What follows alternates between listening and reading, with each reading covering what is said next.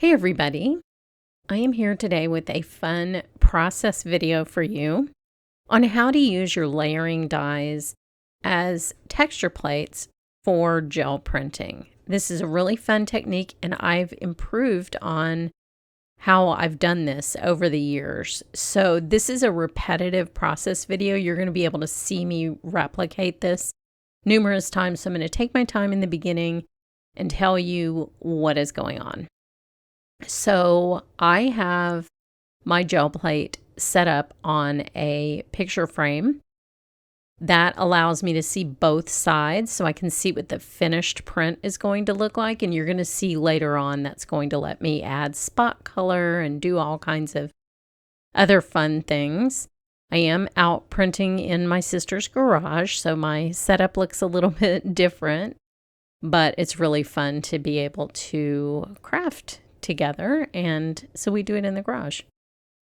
Now, what you do to prepare your plate is you get these sheets of this very thin tape, and the tape is sticky but not too sticky, and that lets you pull small die cuts off without them kind of wrapping around themselves.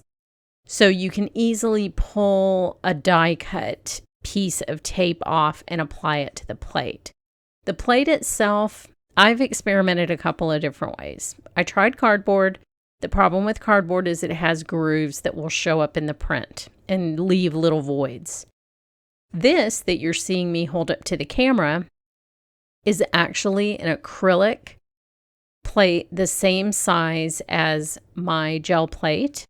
That's important. And they just sold it like that. I didn't have to modify it, so that was convenient.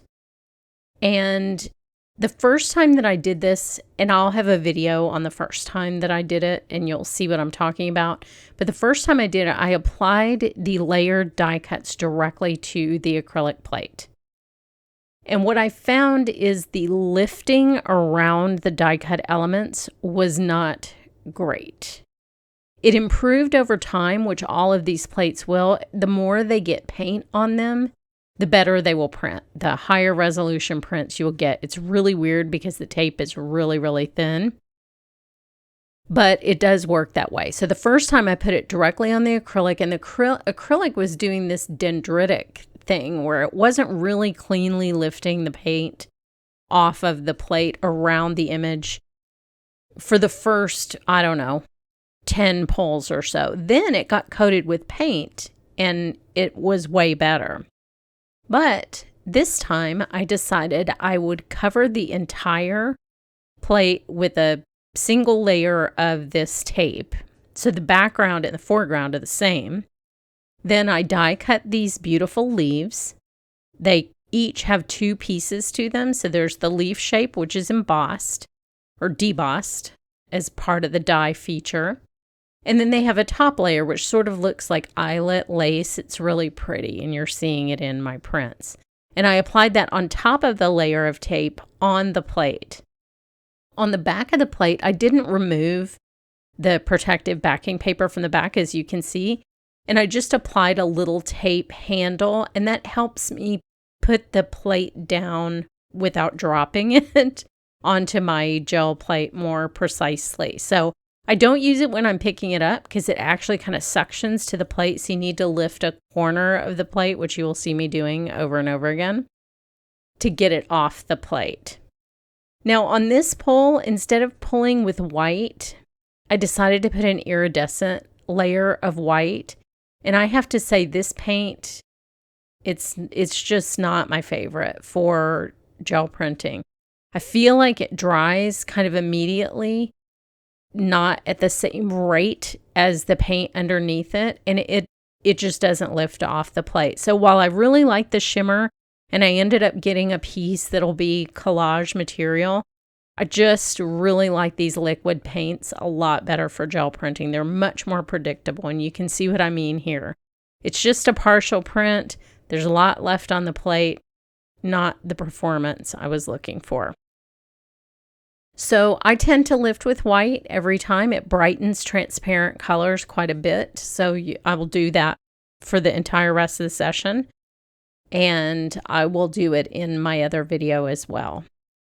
Now, the second experiment I tried was, I thought I had been doing this Payne's gray and black, and I really love the way that looks as the print layer with a texture plate.